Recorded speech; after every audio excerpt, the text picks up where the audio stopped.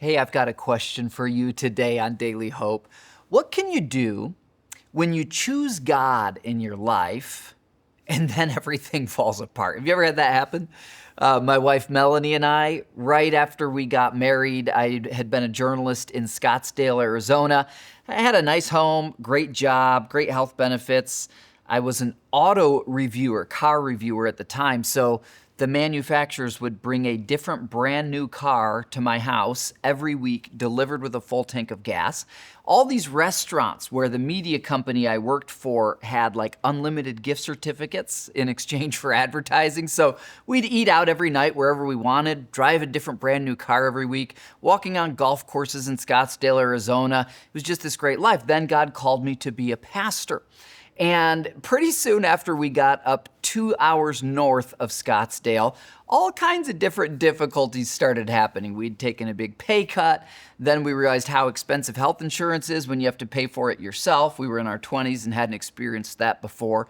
Then it turned out my taxes were actually way higher as a pastor than as a journalist because a pastor was self-employed. All these different things kept stacking up and it seemed like life was falling apart.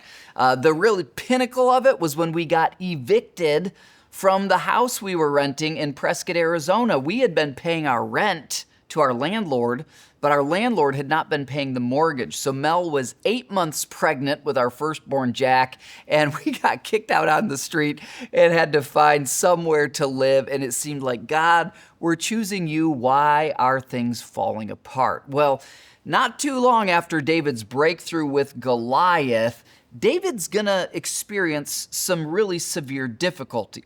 It starts here in 1 Samuel chapter 18, and it talks about these women who are singing and dancing, and what they sing is Saul has killed his thousands, verse 7, and David his 10,000s.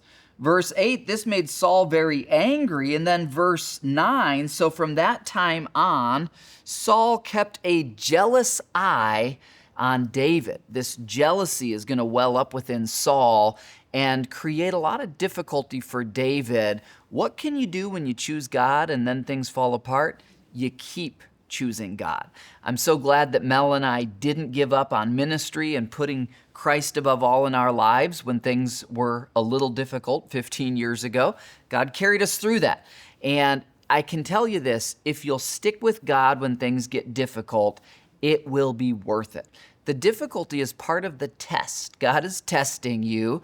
You'll pass the test as you keep choosing Christ above all. Choose Him today, and I'll see you tomorrow.